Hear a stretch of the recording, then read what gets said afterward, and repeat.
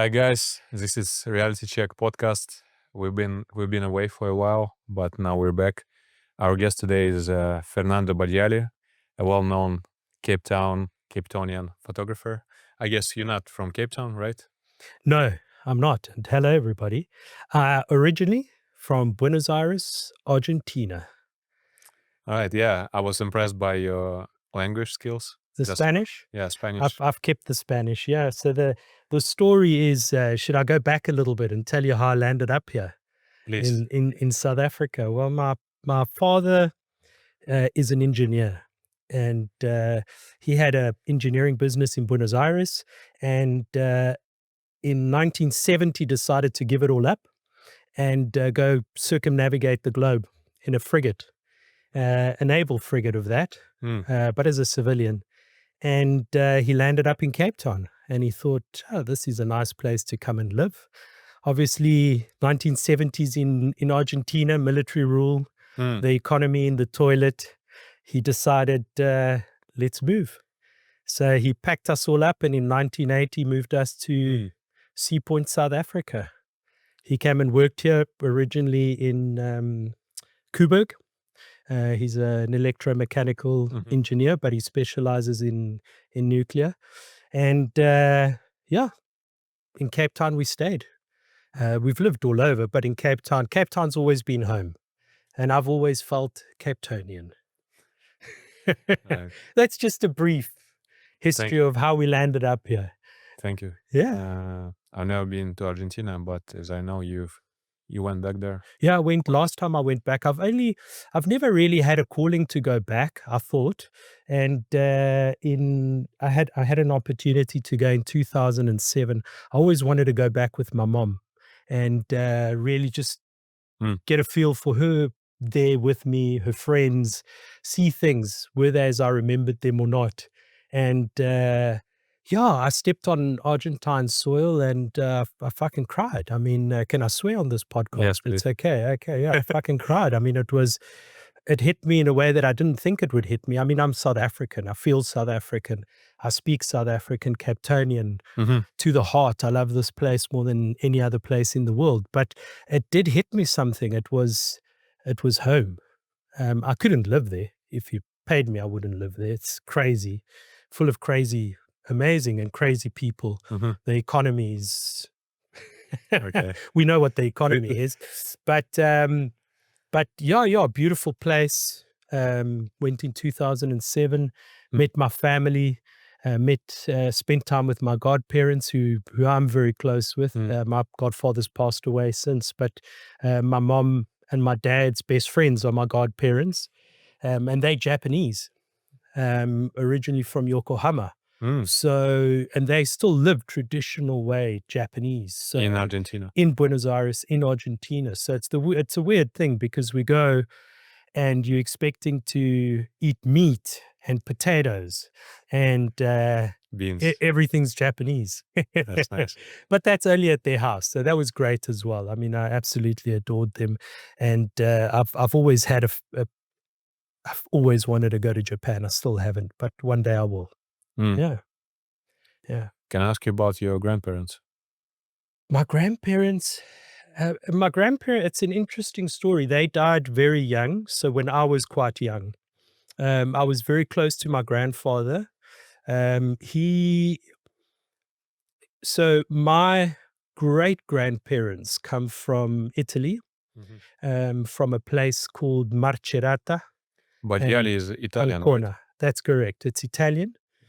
And it's quite common in Argentina to have an Italian-Spanish mix in your blood. That's what I have, Spanish-Italian mix, probably 50-50. I can't remember exactly, but there's some Spanish family from my mother's side, a little bit of German somewhere, and that was pre-World War II. And sorry, I just had to put that in there. And some Italian. And yeah, so they came over. My great grandfather died at a very young age. So my grandfather was left on his own at the age of 10 and became a houseboy. So he would work for people that had more money. I don't know if they were middle class or upper class, cleaning the house and cooking. And in his early 20s, landed up working for the railways in Argentina, which were British, built by the British in Argentina as well. Pre-Falkland Islands, 1982, there were a lot of British people living in Buenos Aires and Argentina as a whole, actually, but mainly in Buenos Aires. And yeah, he worked for the railways running a dispensary, so selling things, like a shop nowadays, you would call it, selling grain and selling ham, salamis, oil. So he had a very simple life. My father grew up in a poor part of Buenos Aires, and my grandfather was great. I think he's crazy. The crazy does run in the family a little bit. In his later life, he won the lottery twice, believe it or not. So the first time he won the lottery, he had some money, he spread it out through the family.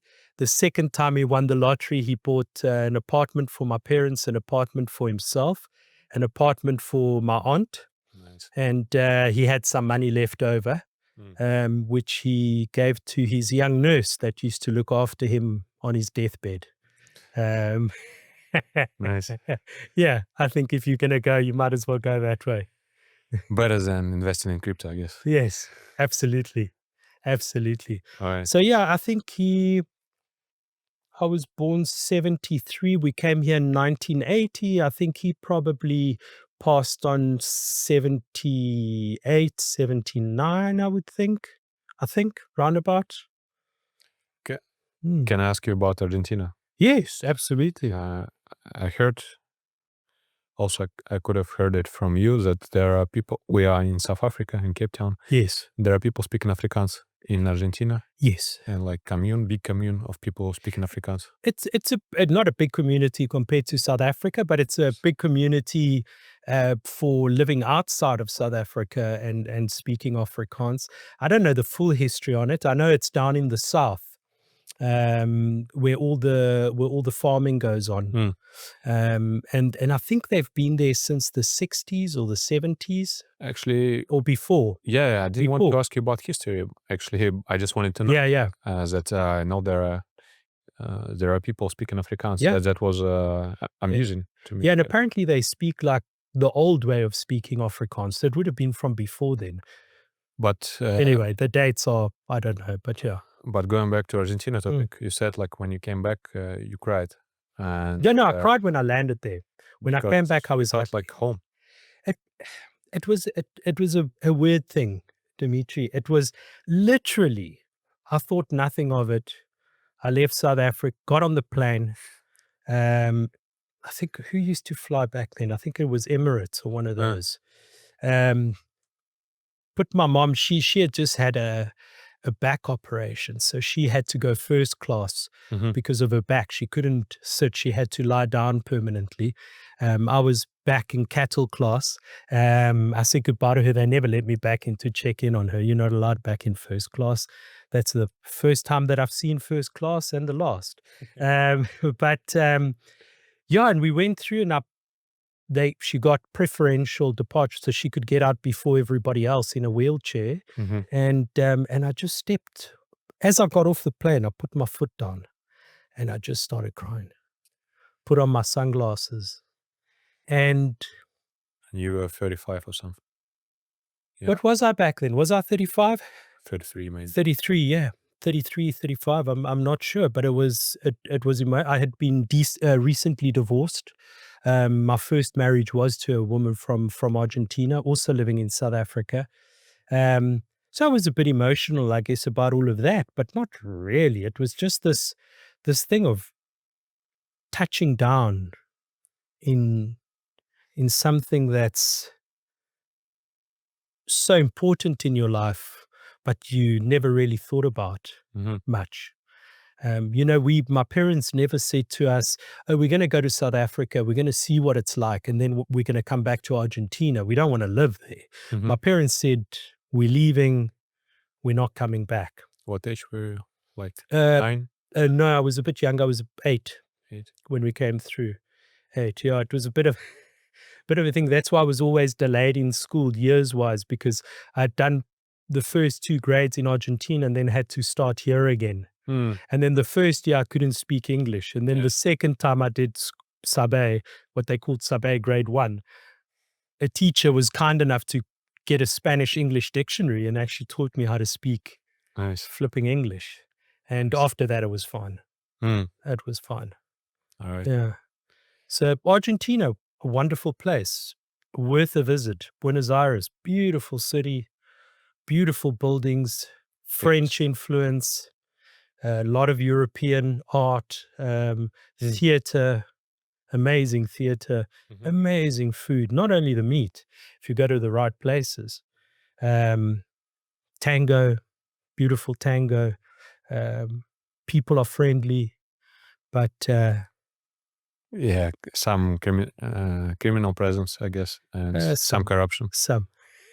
I'm not sure actually. This year, I mean, they have a new president, right? Like for the past two years. Yeah, they've got a new president. They've had many presidents, and I think every single one of them steals their bit and runs away, you know, and the same people are in charge. I hear you. Yeah, you know about this. Yeah, Yeah. I heard this happens in some countries. Yes, Some countries. some countries. Yeah, I mean, Yeah. some countries, I don't know, are democratic. Some. Yeah. Which ones? Which ones? Starts with R. Rwanda? No. Okay. Yeah. I've never been there, but I guess I don't need a visa as well. Well, I don't know with your Russian No, passport, I you don't. don't? I don't. Because I know Argentina said no to that whole. Sanctions situation. Well, no, you know that South Africa, Brazil, BRICS. BRICS, yeah. Yeah. And it was meant to be Argentina as well. And the president said no, Mm. which we were all very surprised at, because at the end of the day, where's the money going to come from? At least there would have been an opportunity with trade there. But anyway, I don't know enough about that. But yeah, US. I don't know if you need a visa or not. Maybe not. You don't. I mean, if I go, when I went with my South African passport. I didn't even use my Argentine passport. Yeah. Nice. Yeah. A lot of Russians go there actually. Yes. I think to give birth, because I think in this country, I'm not sure actually, but if a child gets born there, it may get a citizenship. Okay. Maybe I'm mistaken, but actually a friend of mine went there to give birth. I can believe that, and I think probably going from Russia, it would be quite cost effective, and they have got very good doctors. So, yeah. Anyway, yeah, that's interesting. I'll ask you about Argentina in more details later. Maybe not on this podcast, but can ask you about photography. For sure, I'm going to have to go learn more about Argentina. I'll do that. No problem. Come on, you're not even Argentinian. I'm not. I'm Mexican. I'm Mexican as well. Yeah. You sound Mexican. Hola, amigo. Pueblo. Yeah. All right. I wanted to ask you about your profession, and actually, I wanted to ask you. I'm not sure if you consider yourself a photographer, but I've checked a lot of photographs that you have on your public pages, and some of them are quite stunning. I mean, the others are even more stunning. Okay. I mean, I did like it. Yes. And I enjoyed it. And as I understand, you're not just a photographer, you're also a businessman, entrepreneur. I mean, you try to, make money with this art in this world of ours, full of AI chicks, AI ladies, but I mean, you're not photographing people. I mean, you do, but I guess main focus of your work is naturescapes. So actually, I have many questions about that. Can you tell more Yeah. about what you focus on? Yeah. Well, I mean, I think even before I tell you what I focus on, I think the story behind it is even more important because we live in a world of images, right? Everything is images. When I got involved in photography, Mhm. you still used film, and you had to digitize everything, and agencies would still buy imagery from photographers and creators, and When was it? well, that was 80s or 90s? no, in the look, I've always done photography. From the age of 11, I've been involved in picking up a camera and actually taking photographs because my father's hobby was photography. So there was always a camera around. He had his own dark room. He loved photography. I always loved the arts. I wanted to become an artist. Later in life, I wanted to, when I finished school, I didn't know if I was going to go into psychology or I was going to go into fashion design.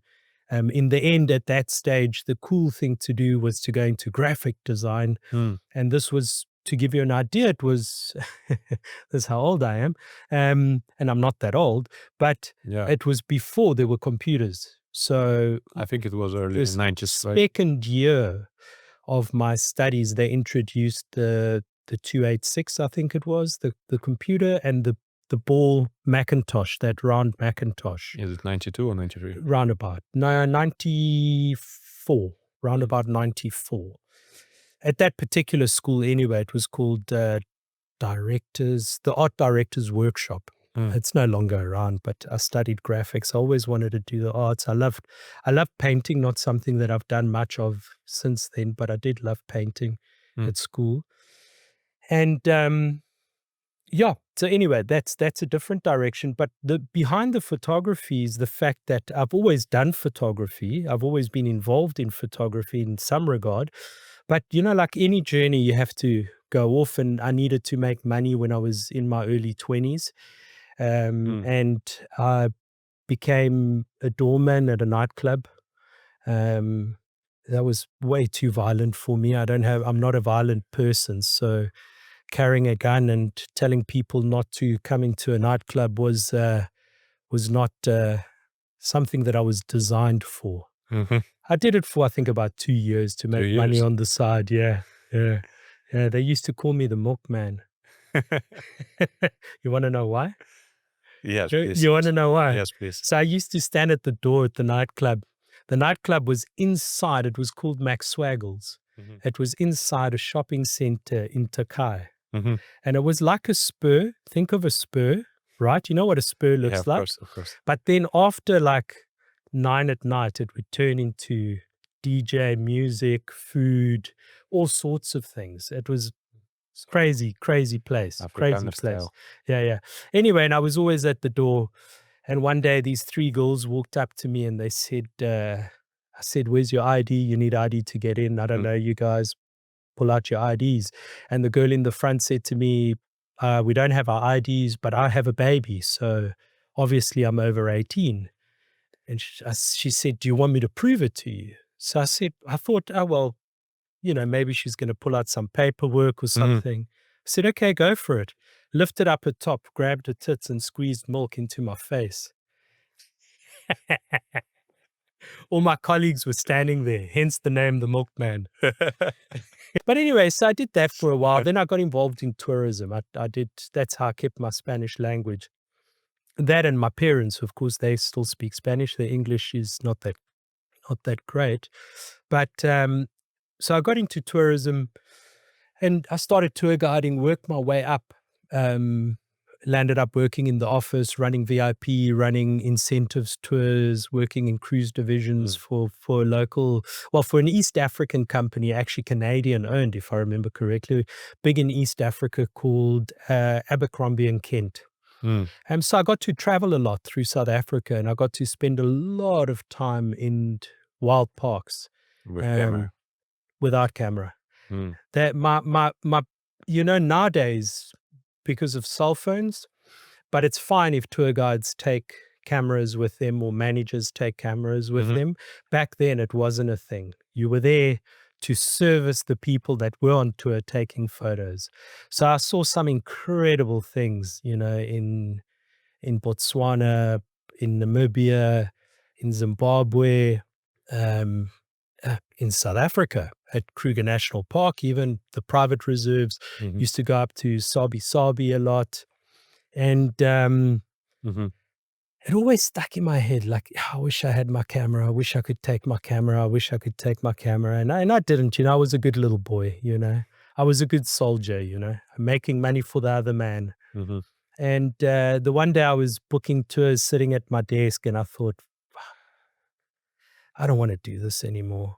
I want to be a photographer. Mm. I really want to be a photographer. What happened that day?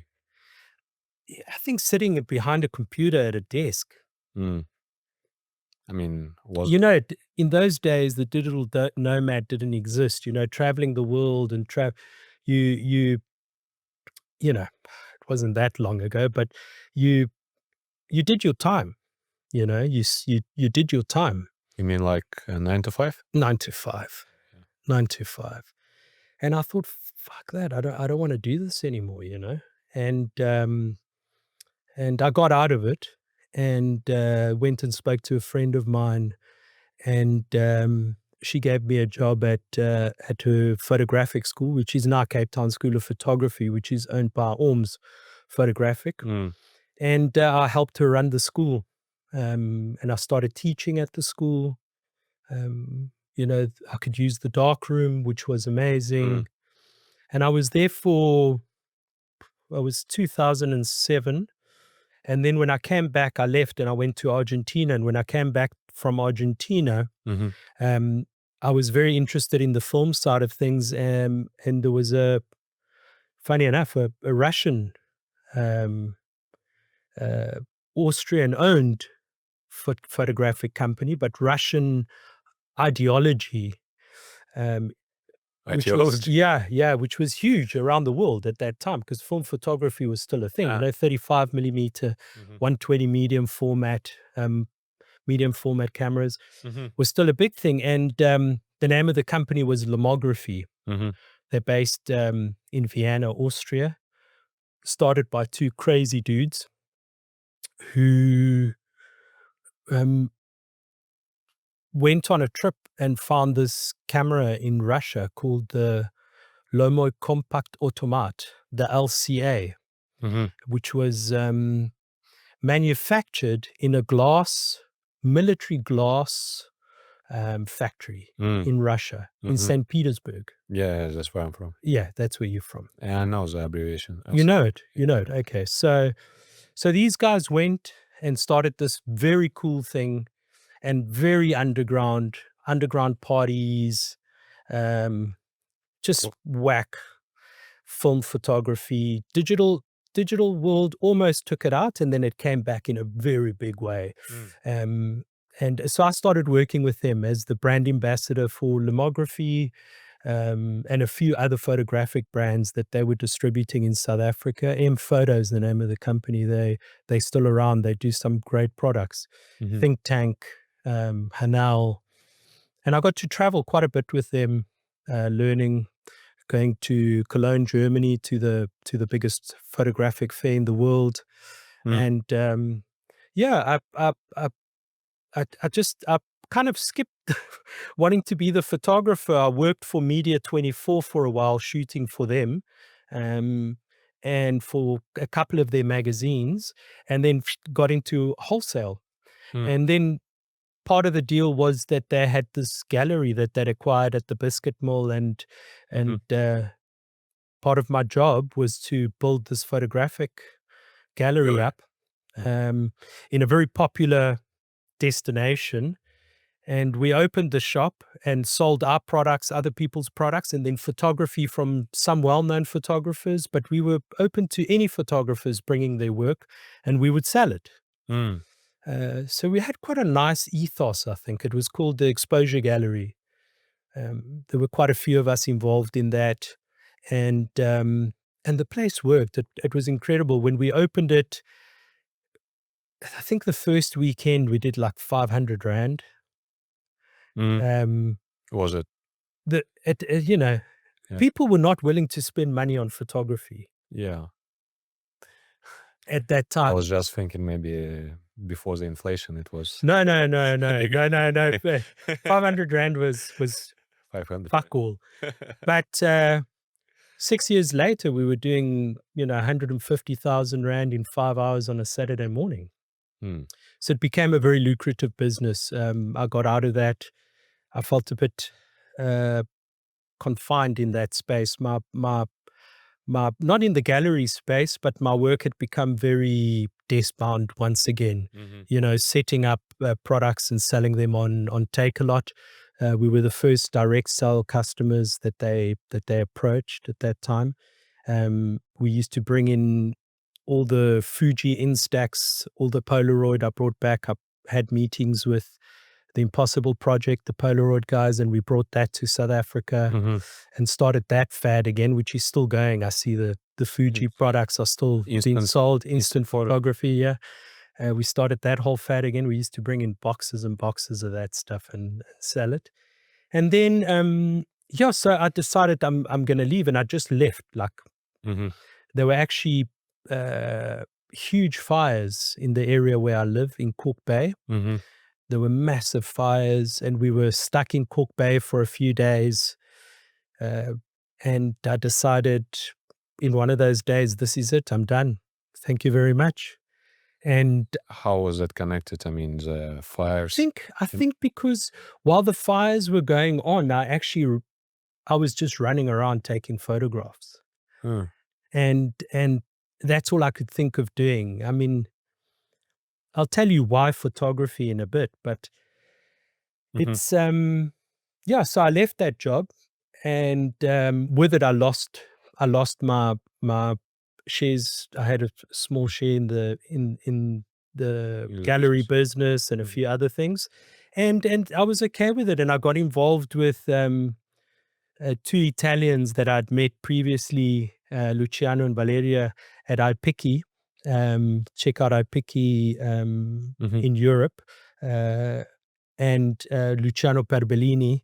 He's an amazing photographer, and she's an amazing videographer. Mhm. And we started the market business in Hout Bay. And years later, I started the one in Franschhoek. And the idea was to sell our own photographs. But it was tough at first. It was the first Mhm. 5-6 years. It was hard, to the point that sometimes I have found myself in my car with my things at the back of the car, thinking, where the fuck am I going to go next? You know, I hear. especially in Cape Town with accommodation being so expensive. So it was tough, but it was part of the journey. It was a progression. I'm one of those people, you get people that just go, oh, I want to do this, and they do it. End of story. And they do it for Mhm. the rest of their lives. And then you get these people like me who, well, I am severely ADHD, but Mhm. it's you got to kind of like try it, Mhm. get out, try it a little bit more, get out, try it. Oh, yes, it is. I'm right. This is where I want to be. Bam. You know? Do you feel some kind of motivational, crisis But it's in never gonna between? sorry, motivational? Some motivational crisis in between all of this, like. Of course. Of course. Art is pain. Hmm. And photography is, I know people separate it from art, but it's an art form, and for me, how something is an art form, and this is why photography for me, I'm not the best photographer in the world. I'm not the best photographer in Cape Town. I'm probably not the best photographer in Fish Hoek. Probably not. Definitely not the best photographer in Fish Hoek. But I don't care about that. For me, photography is a meditative state. So when I get behind the camera, the world disappears. Mm. And it's my time for meditation. And hence why I do the trips that I do. And hence why I do the trips that I do alone. Mhm. And sometimes I don't consider myself a photographer because I haven't picked up a camera in quite a while. Well, I have actually. I do some work for the Smile Foundation, so I shoot stuff for them. But I haven't really picked it up to create in a while. And it's because life also gets in the way of that, and you got to make time to create things. But for me, photography is a state of meditation. I don't do yoga, but it's it's that kind of thing. Mhm. The old yoga, not the new yoga. Um, Not the one with a goat on your back. That's that's something different. Or the naked one with butthole in your face. But so yeah, so we, for me, it's important whether. So from the start, I said for me, it's not about uh, winning things or um, being the best, or I let go of all of that. For me, it's just for me. Mhm. And that's, I think that's what happened. If you go through life and you make a lot of money for other people and you struggle your whole life, you then realize at some point, fuck, let me look after me. Mhm. At the end of the day, I've got to live with me. Mhm. Um, I'm the important one here, and I'd like to be happy, and that's what I did. But through that, you choose your own path. You go through huge amounts of struggle as well, and for some people it's easier. They have access to finances and homes and things, but for other people they don't. So you go through the journey, and the journey defines you, I guess. At the end of the day, I I the whole idea of me starting and carrying on with the businesses and creating new businesses, which we can speak about, was to be able to travel Mhm. and travel through Africa and travel through South Africa and travel through the Western Province, because I go twice or three times a year. I'll go up to Addo National Park. I go up to Mountain Zebra National Park. How long is the trip, the average trip? Well, 7 days, 6 to 10 days. 10 days? Some of them are as short as 4 days if I don't have time. Sometimes you see, so I work on the weekends. So Saturdays and Sundays are my days of work. I work at Franschhoek, Mhm. and then I've got a lovely lady who works for me, really cool chick called Chantal, who works at Hart Bay. Mhm. She's got blue hair. She's crazy. And she does Hart Bay Friday, Saturday, Sunday. I don't get involved there in any way. I just take stock, leave stock. She runs the business there. And in Franschhoek, I do that. So I've got to be back. I try and be back for as many Saturdays and Sundays, because especially coming on winter, 3 winters ago, we missed 26 weekends of work. So it's 4 months. The whole winter we didn't work, I you have know. can I ask you? Actually, I have several questions, Yes. and all of them are different. I wanted to ask you about business because Mm. later I'll ask you about self-expression Hmm. and this process, Hmm. meditative state. Hmm. Yeah, can you tell a little more about the business you're Yeah. doing right now? Yeah. So the whole business idea, it started with actually selling movie posters, quotes, um, on boards, MDF, very basic business, a business model that my partners brought in from Italy, and they taught me the business. It it it it was easier back then. Things were less expensive, so you could make quite a good living from Hmm. uh, working 1 or 2 days a week, 3 days if I was working at Hart Bay. But obviously that has changed now, so I've had to grow it to compensate for the economy. But yeah, so we started with that, and then Luciano at some point came up with, why don't let's start selling our photographs? Hmm. And I had a whole host of photos from South Africa. Hmm. We designed a basic framing system that had no glass. So the Hmm. idea was lightweight Hmm. and no glass, so tourists could just put it in their bags Hmm. and travel with it, with beautiful photographs Hmm. from Africa, from Cape Town, Table Mountain, Boer Kaap, Muizenberg huts. I still sell probably still sell about 500,000 rands worth of Muizenberg huts a year. Okay. photographs. Okay. So it's crazy, you know. I mean, people. It's got- very simple. Yeah. It's don't tell that organization, that hut organization. Okay, don't tell them. They'll come asking me for money. I bet you. I know those guys. So we started that.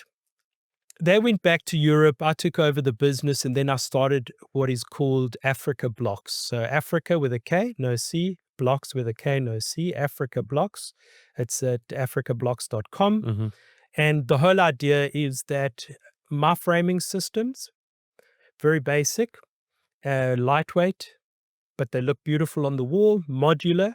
And you go on africablocks.com, you choose the frame color, the frame type, you upload your images, Mhm. I edit them, I print them, I make the frames and deliver them to your door. Mm. So it's about having your memories put back on your wall and not left in digital form on your computer. So And it's not about like only your photos. Yeah. So it's yeah. so that whole system we ran for many years, but from the market. So we would tell people, Mhm. this is what you can do. People would email me or they'd WhatsApp me, SMS at the beginning. Until they're gonna think about it. They're going to think about it. Yeah. But we had a very low hit rate, you know. And then finally this year, I kind of said, last year, 2024, I said, okay, let me get somebody involved. I tried many times to get people involved, but not many people saw the possibilities of Mhm. what needed to be done. Probably I didn't even either, because a lot of things have popped up since then. And we've launched now. Well, we're busy launching. There's a few things that I still need to do. And yeah, so the idea is that people, if you've got family in Joburg, you can send, if your parents are in Joburg and you're in Cape Town, you send me the images via africablocks.com. And I manufacture them and I deliver them straight to your parents in Joburg. Mm. You know, whether it's Father's Day or Mother's Day or Valentine's or Christmas or Not in Russian though. not in Russia. No, we will do international. We will definitely do international. But Later. well, later on, I think the once we get the local system up and running properly, Mhm. then we'll be able to go international. But I send things internationally quite often, more as individual things. But yeah. But I wanted to also to ask you, do you still sell your own photography? Yes. Yeah. So we, since COVID, I've brought in the movie posters again to have more for the locals Mm. because there's a decline in tourism. There has been an increase again now, but I'm selling enough movie posters. Movie and things. posters? Yeah, movie posters. Like old movies? Memorabilia, Like Schwarzenegger? quotes, that Oh. kind of thing. That Ah. is he your guy? Is he your guy? I mean, So that's not only like, yeah, but you know, he played like, how's it called? Moscow Hit? Oh, yeah, Somewhere, yeah. come here. Something like this. I used to love his movies. Anyway, he used to come to South Africa. His trainer was actually South African. So he used to come on holiday to Jeffreys Bay quite a bit. I didn't know. Yeah, back in the day. But anyway, going off topic, what were you saying? Are you still selling your own photography? Yeah, so we're selling those. We're selling the quotes. I sell a few other things, but the whole idea is my photography. Yeah, so I'm still selling my photos, and I sell them in the square frames, in the panoramic frames, Mhm. and then at Franschhoek I sell canvases up to 2 meters, fine art canvases of mainly my wildlife, Table Mountain, and a few other things. But the idea is to shift into more wildlife because I enjoy spending time in the Mhm. parks. It's not easy because I generally go to parks on my own. Mhm. I think there's a place in Durban where you can do a 10-day tour for, I think it's 115,000 Rand. Mhm. And they're all set up for professional photographers. So you can go there and you can get the photograph of the leopard at the water and the leopard in the tree. Mm. And I might have to cheat at the end and maybe do that for fun as well. But it's a little bit out of my price range at the moment. I like to go to the parks. I like to drive around and find things myself and find moments myself. So it's quite quite challenging at best. Mm-hmm. You time limited. Sometimes I'll be in the Kalahari and I'll have a great lion sighting, and I know that I'm 25 minutes from the gate, and you've got to get there, otherwise they fine you. Whereas when you're in wild parks, private parks, the rangers can stay out as long as they want, even at night. Which places in Africa? What places in Africa have you been to? Well, last year, I went to Serengeti, Yeah, which of course. was spectacular. That's bucket list stuff. Bucket list done. Mm-hmm. One thing. The next one is I've always wanted to star in a porn movie with midgets and donkeys. Yeah, But, we discussed that so recently. that's the did we Every so day. I You talk talk about about this every day. it. I talk about it So every day. you're thinking about this law of Yeah. visualization attraction too much. It's midgets and donkeys. Anyway, Yeah. no. So Serengeti, that was my first time. Mhm. Kalahari, Transfrontier Park, beautiful. Kruger National Park, north to south, beautiful. Shushlu Mfolozi in KwaZulu-Natal, beautiful.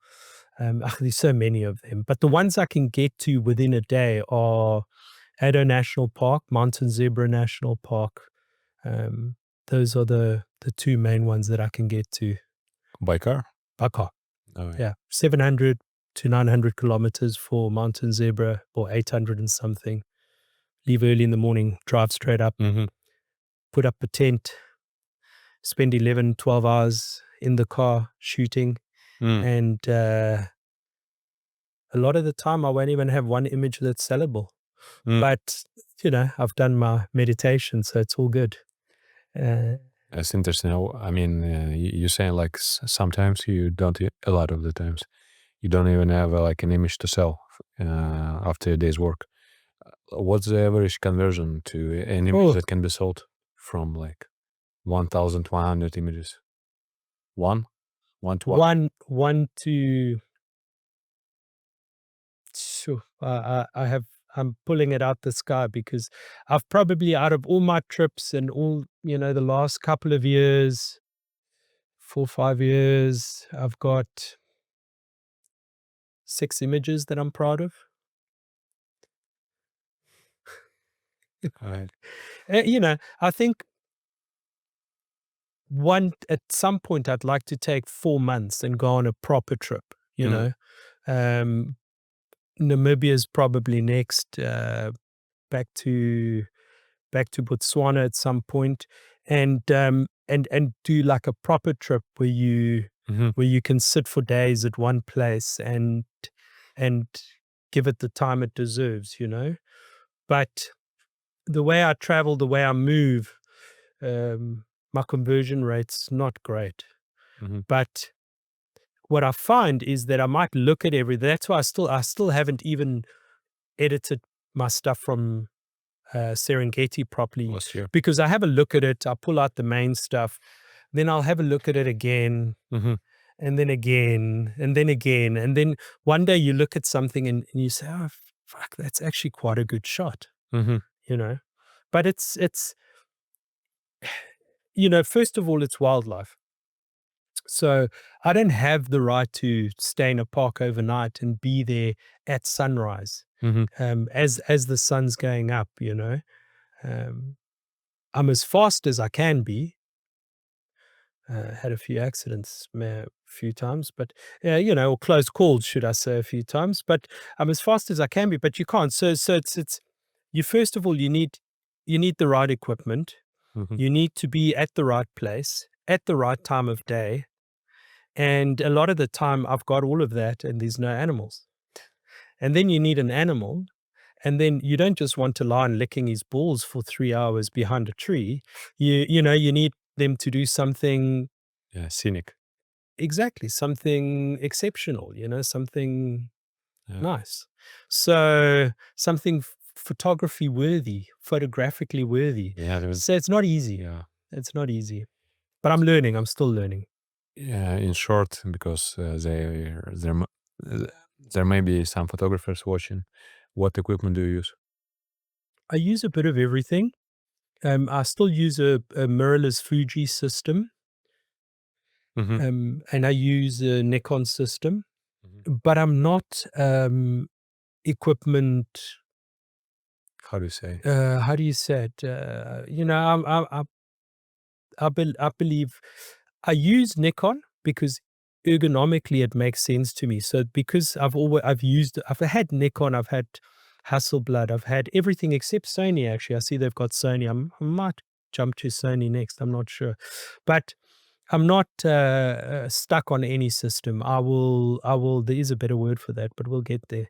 Um, uh, I'll use whatever Mm-hmm. is best suited to the job I need to do. So I've got a Nikon system with a 300 f2.8, which is a beautiful lens, and then I've got the Mm-hmm. the affordable version of the wildlife uh, lens, which is the Sigma 150-600.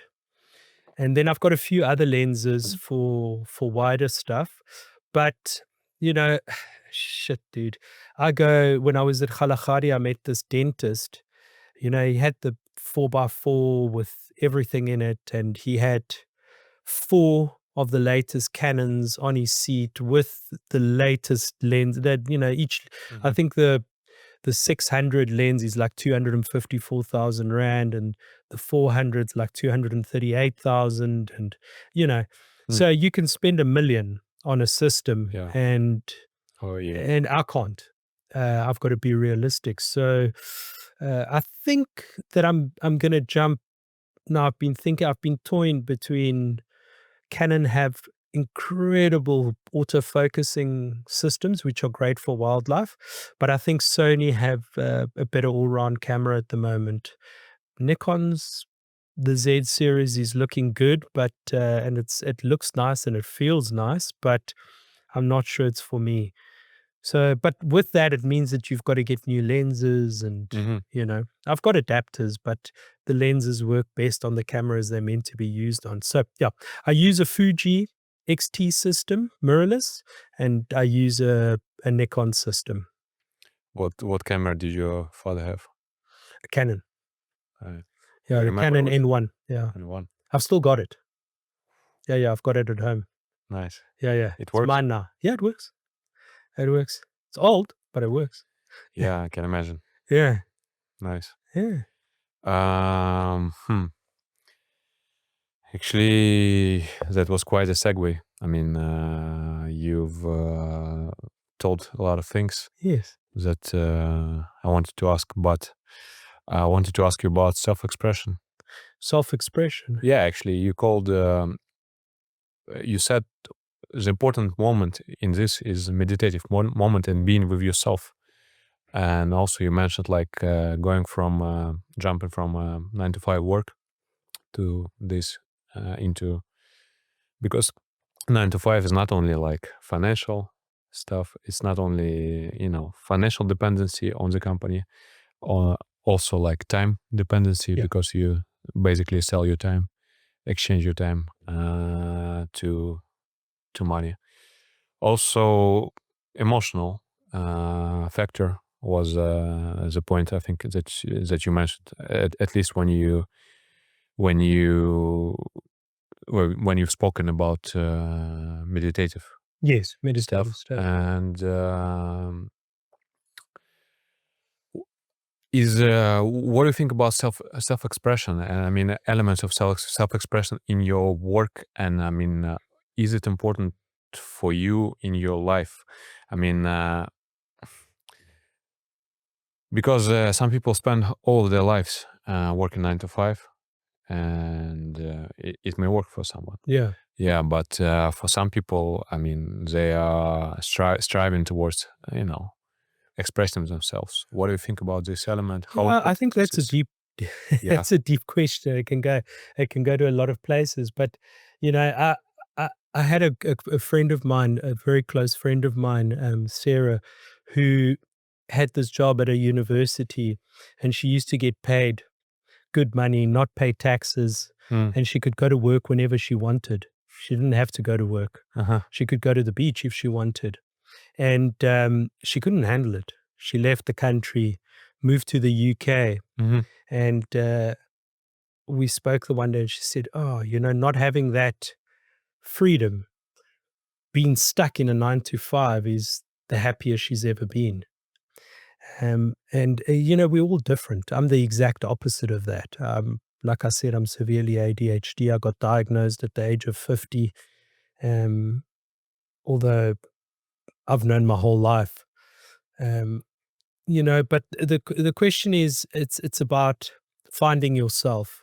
We all, and I still do. I'm not beyond it. I'm part of it. But so many things get imposed on us. Like I've told you, our parents impose things on us. Our schooling imposes things on us. Okay. Education, our Social environment, environment, social environment. And we have so many ideas that we think are ours, and really they're not.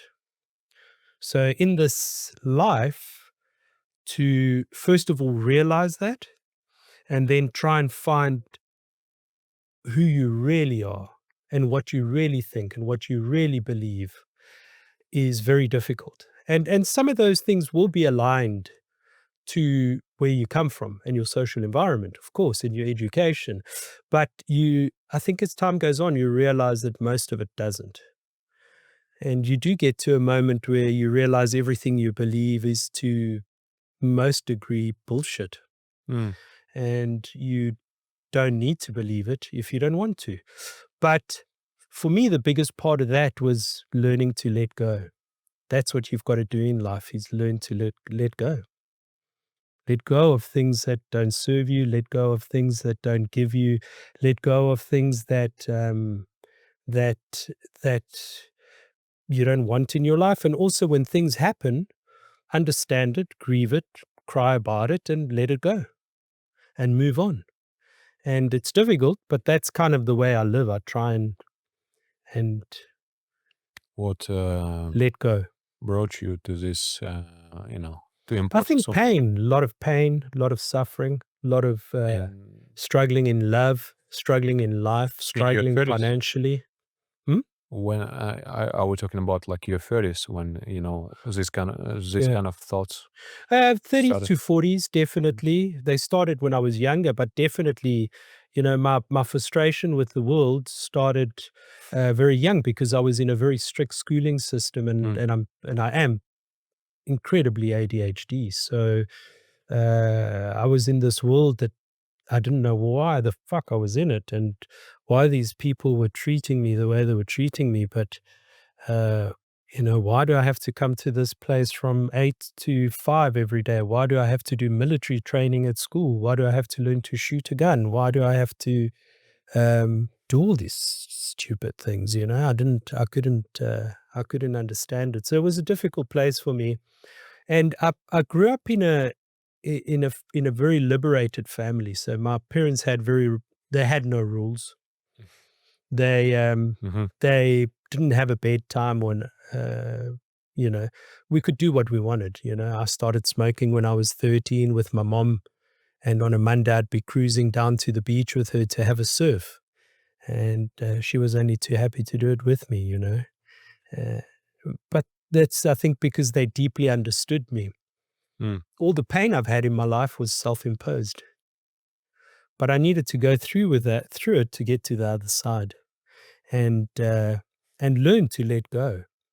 And when you learn to let go, you realize that uh, life's not that serious, and it shouldn't be.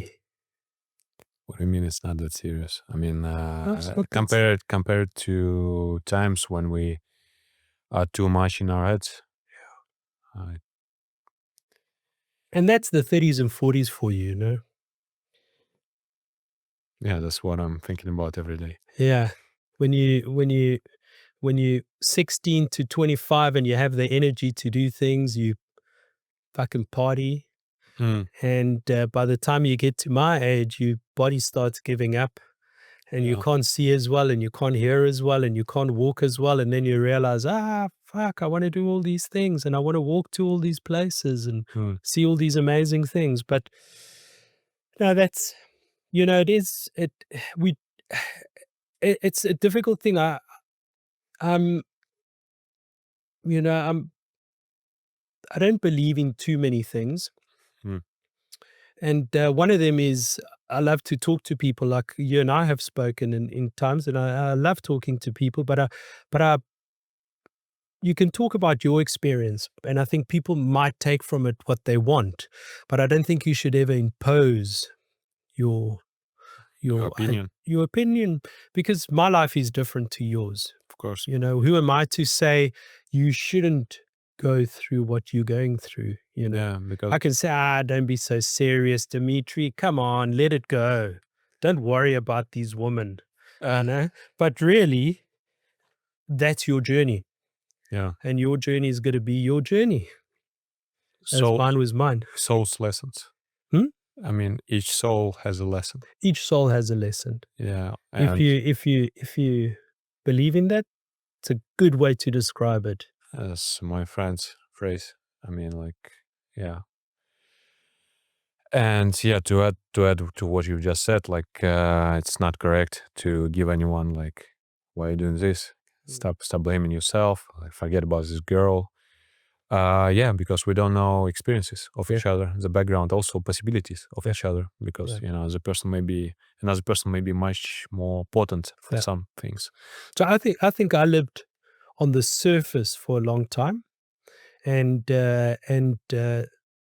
then I got a girlfriend that really pushed my boundaries as a man, and as Fernando really pushed my boundaries, and I went into a deep depression. It was just before COVID. Went into a deep, deep depression, and started taking antidepressants to get out of it, which I'm still trying to get off. They never tell you they're fucking difficult to get off. You can't just stop taking this shit. I heard. Fucks with your brain like you won't believe. But I'm working on it. But I went into that deep Mhm. depression, and at the time I was like, why? This has happened so many times. But there was a lesson that I needed to learn about living on the surface. I wasn't really looking deep enough within myself, Mhm. deep enough at my faults to acknowledge, um, change what I could and accept what I couldn't, and move forward. And I did. And fuck it, a few months later, I met Jackie, my now wife, and soulmates, I think most people would call it. We met at a friend of ours's wake, Mhm. and 4 weeks later, we got married. And it comes with we adults, we have family extensions now. I have stepsons, I have step granddaughters, and it comes with a lot of problems. But I see love very differently now. Mhm. It's so much easier. Mhm. I can't tell you why, but it's just so much easier. I'm not gonna joke about it. No, you can. Absolutely, you can. And I have actually a lot of questions because Yeah. you've said many interesting things, at least to me. Uh, when I'll start with the last one. When you met your now wife, Mhm. what kind of states internally were you in? I was in a very peaceful state by then. So you already like Yeah, I had accepted some things. yeah, I had accepted a lot of things. I had gone to a very good Cape Town psychologist and did a short stint with him, but really got through a lot of stuff, a lot of childhood stuff, not young child, but teenage child stuff that I put on myself. Hmm. And yeah, I'd gone through a lot of that, and had sorted out a lot of things, and had moved out of that Hmm. space and moved into, kind of reclaimed my space. I moved out to Komaki Mm. with a wonderful woman, Anya, who's actually, um, oh, she does wonderful work, and her space was a very healing space, and I started a slightly different journey then. Hmm. So I was in a good space when I met Jackie. Do you think we meet the right people when we are ready? Um, yeah, you have to be ready. You have to be ready. I mean, comparing to a person, can come from my experience when you crave to meet someone because you just got out of something and you feel abandoned, lonely from time to time, and you want to meet someone, you're not at full peace with yourself. You're not. Yeah, And people can see that, yeah. you know. And yeah, I mean, Jackie and I, it's quite an interesting story because we grew up in the same area. We never met one another. Mm. We had similar friends or friends that we both knew. We never met one another. Mhm. We lived in very similar places after that, including Cork Bay, St. James, Wynberg, at the same time. Mhm. We never knew one another. Okay. And then we were both friends with my greatest friend, Helen, and we hadn't met one another. And Helen said, you guys have to meet. And then Helen's husband passes on, wonderful man, Mhm. and we meet at his wake. So for years, I'm talking about from the age of probably 6, we could have met, Mm. and we never did. And then the time was right. Hmm. Take of it what you will. Maybe that's the way it was designed. Maybe that's just the way the world works. Maybe it's just life. Mhm. Had I met her 5 years before, it wouldn't have worked. Thank you for sharing that. Yeah. I appreciate it. No. Another question Yes. is, you seem to me like a very self-accepting man. Yeah. Yeah, I mean, the most self-accepting, you know, Yes. like in peace with At yourself. peace. And I want to say I admire that. Yes. Thank you. What kind of things? Actually, yeah, I want to ask you about maybe your hardest lesson or the most important lesson, or about yourself, maybe about accepting things, some practical thing about self acceptance. Maybe you can share. Yeah. I think I have to think about that a little bit, you know.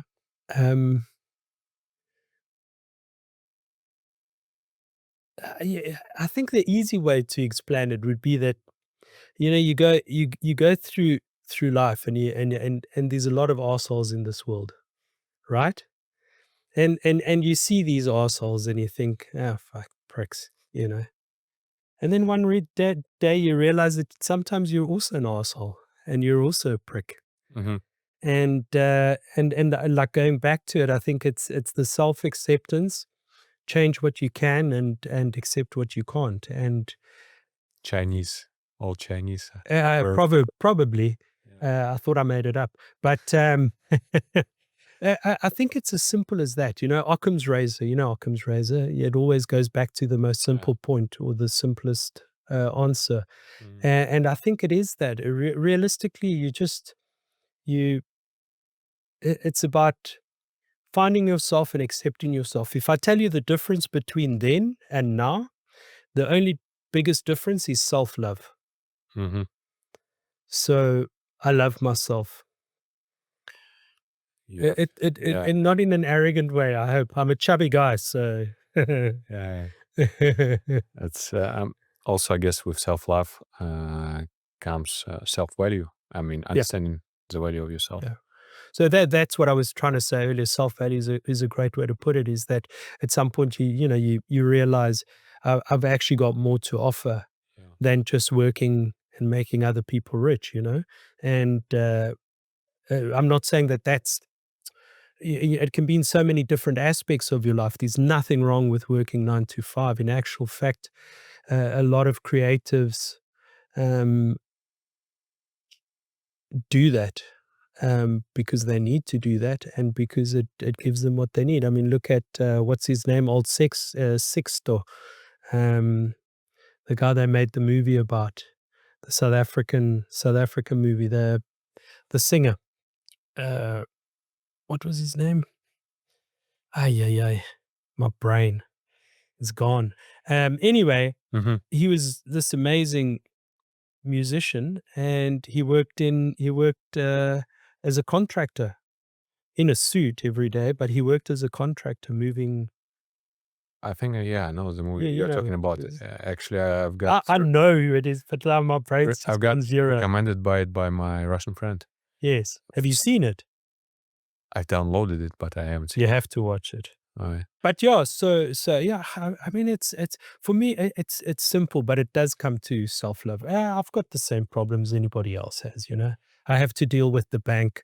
I have to take shits in the morning. Fuck it, my car tire gets fucking punctured. I get frustrated. I hate sitting in traffic. I love buying art supplies way too much. But Art supplies, you mean like for photography? for fucking anything, you put me in an art supply store or a hardware store, it's like, oh man, today I spent, I don't even want to think about it. How do you let the stress go? Apart from masturbation. I'm joking. Not much of that going on. Yeah. I'm married now. Yeah, that's good. You know what I mean? I don't have to pay for it anymore. You know what I mean? I don't have to go visit my best friend's sister anymore. I'm kidding. Look, the last year and a half has been different. There's been a lot of adaptation, so it doesn't count. But walking in the mountains, swimming in the sea. So I still swim in the sea, not every morning, but every other morning. I was there this morning again on Fisher Beach now that we've moved away from Cork Bay. But Brass Bell at Cork Bay is my year-round. Pool? Yeah, the pool, I love it. And in the sea, I just jump in the sea sometimes when it's calm enough. But this swimming in the sea, walking in the mountain, which I've started doing recently again, walking, that is, not in the mountains yet, but I've put my name down to do the Karoo Camino in 2 months' time. So I'm going to be walking 100 kilometers in 5 days. So I've got to get my ass into gear. From New Bethesda back to New Bethesda, which is beautiful place, part of the world. But so yeah, that's what I do, and I like being alone. I enjoy a lot of time on my own. I love people. I love people. I love people. I sit at Empire Cafe in Muizenberg every day at the old man's table and talk shit to the same people and hear jokes. But I love alone time. I understand that. Yeah. Because I guess when you're with people, you're giving them your full attention. Yeah. And energy. Yeah. And you need to recoup, Yeah, I can relate to that. Yeah. All right, I'll skip some questions about photography. You can ask me next time some more. Yeah. Emotions, actually, I wanted to ask. Self-expression. Yeah. Should we talk about our tattoos quickly? Yeah. Come on, self-expression. So your tattoo, you've got the waves on that side. Yeah. What's that about? A red wave. Red wave? Well, for me... Very direct. Russian, I like it. It is a red wave. Yeah, in Russian flags, they have like a red color. Red, yeah. Sure. Yeah. It has several meanings for me, but I guess, of course, waves of life, surfing, red because blood. Yep. Also in a piece from Fargo, from the TV show Fargo with Billy Bob Thornton. I don't know if you see it. Yeah, I've seen it. I love it. Yeah, it's a nice one. It's good. He's spoken about red wave, I think. Oh, really? Okay, I can't remember that, but that's good. It was about showing the world that you are some part of, inside you're still an ape or something. Okay. About some primal nature, so something like this. We are. I've been there. I know. We've made the link. I'll tell you about that. Yeah. And the other side, it's a straight line. Yeah, it's just a straight line. You can also look at this at I. And like a match. Okay. Because there's a small dot there. Yeah. And like a number 1. Okay. Roman 1. So that's great. Yeah, there's a song called Your Number Is 1. Okay. And actually, when I got these 2 tattoos, yes, I was going to get another one, but I wasn't finished with the idea, with the concept. But it was about a song from the same band. It's the Rollins band. Henry Rollins. Not everyone knows this guy, but he's actually like a punk rock legend. He was a singer in Black Flag. Okay. Is that what you're into? No, not okay. I hate punk rock. I hate music. Okay. I'm joking. But anyway, there was a line that resonates with me. It's called.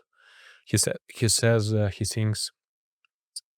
I look at my watch, and it always says it's time to go. Okay. Yeah. So actually, for me, the story you said about you've mentioned about 9 to 5, it resonates with me because actually a big chunk of my 20s, 30s as well, I've spent doing some company job. Yeah. And yeah, actually, my attitude previously was about I have to have a job, I have to make money, I have to to like it was about survival, not self-expression. And the topic of self-expression is, for me, it's one of the main ones, key ones for myself, and I guess for not only for me, for many people. Because I guess in modern world, some people get lucky, and I mean they get support. Not lucky, maybe. I mean they get support. Yeah. They are blessed Yes. with people, showing them that they can go on the expression path. Yeah, but I, yeah, not everyone. Yeah, and also some people are in much tougher conditions.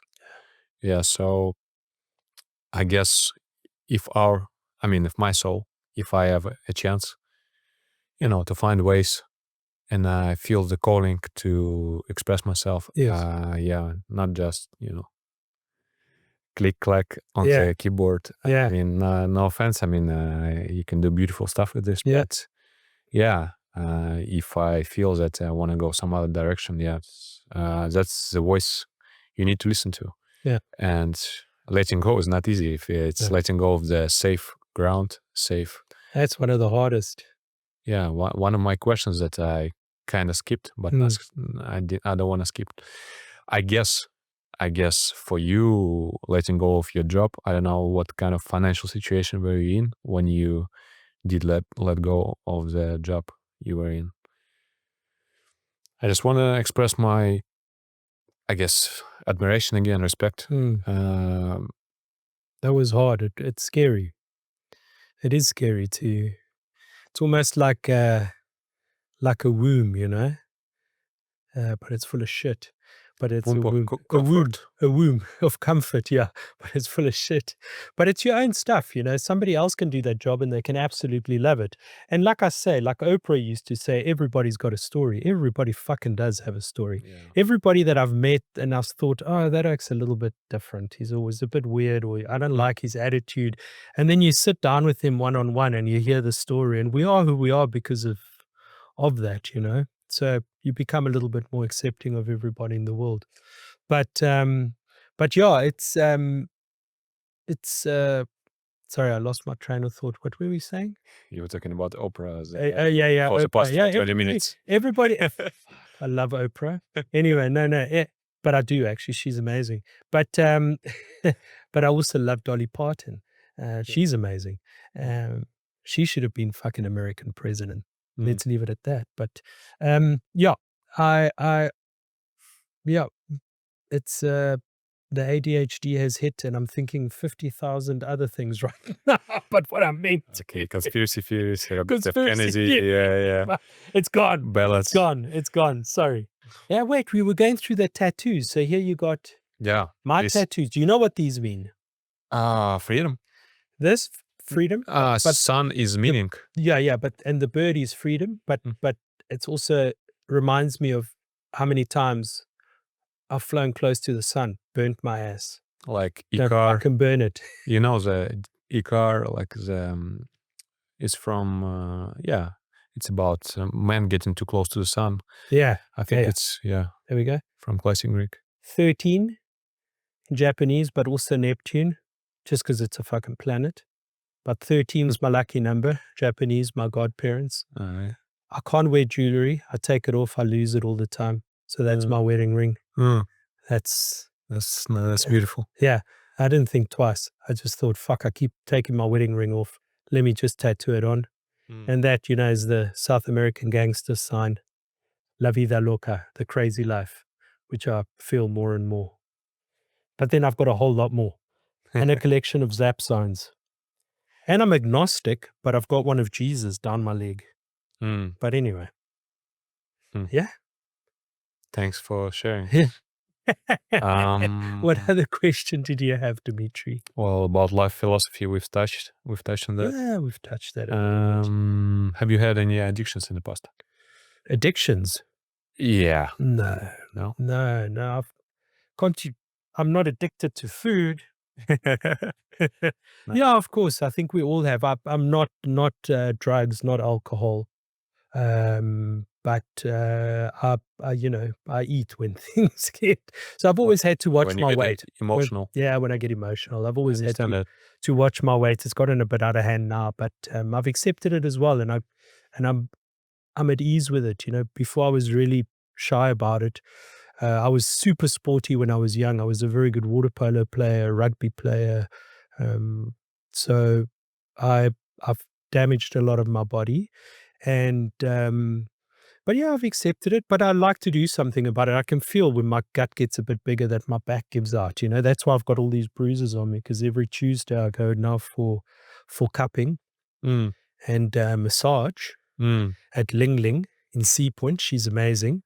And no happy endings because I'm married now. But she never did happy endings. Apparently, I'm still not sure if she's a man or a woman. Anyway, doesn't matter. Either way, it's she gives very hard massage. Very hard massage. She's amazing. Ling Ling. Does she Go to speak Ling. English? She does. No, she does. She's great. Yeah. So every Tuesday I do that. But what were we saying again?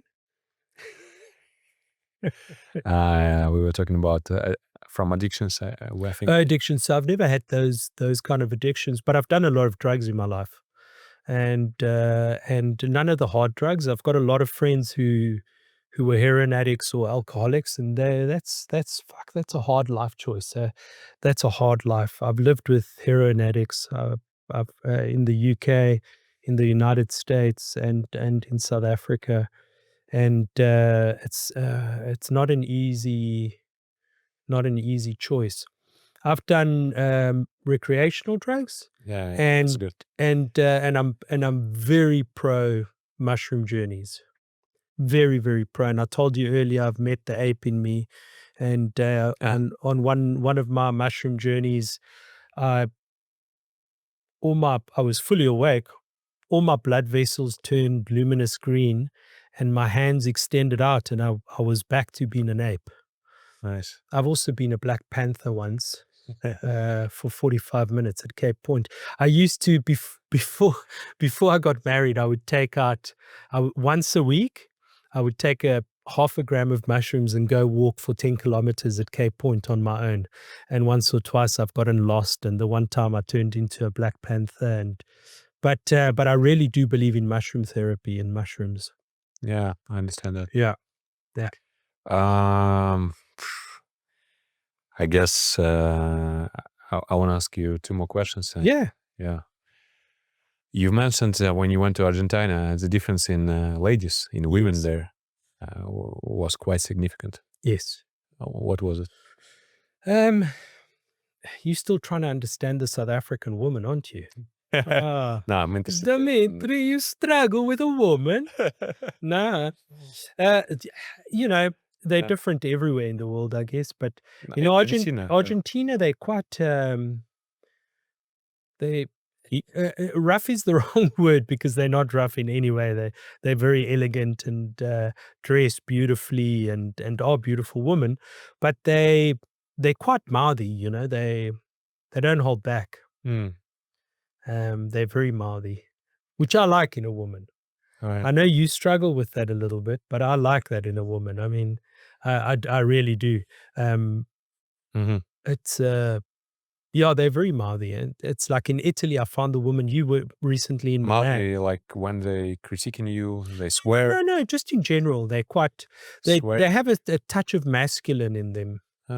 Yeah, the Italian woman as well. I guess all the Mediterranean Latino women do to some degree. I hope I don't get killed for saying that, but it's in a good way. It's in a good way, Of course. You know what I mean? They're not pulling out their dicks and bending me over kind of thing. Weren't expecting that, huh? He's yeah. so tall. Come on, Dimitri. It's What? I'm gonna get worse and worse now. All I'm right. gonna bring up Let's the continue. donkeys Let's again. continue. Let's continue. I don't know. I wanted to do a blitz, but I'm Okay, gonna do good, it good, next good. time. Just one blitz question. What's the Yeah. best place in the world for you? Best place in the world. Yeah, Shit. for you. I'm sure the best place in the world was my mother's womb. Since then, fuck where I am right now. You know, living the life in Fishhook with my wife and my stepson and my step granddaughter and Angel, my sausage dog, Max, my Yorkie. Were you always this close to here and now, or Yeah, the shift?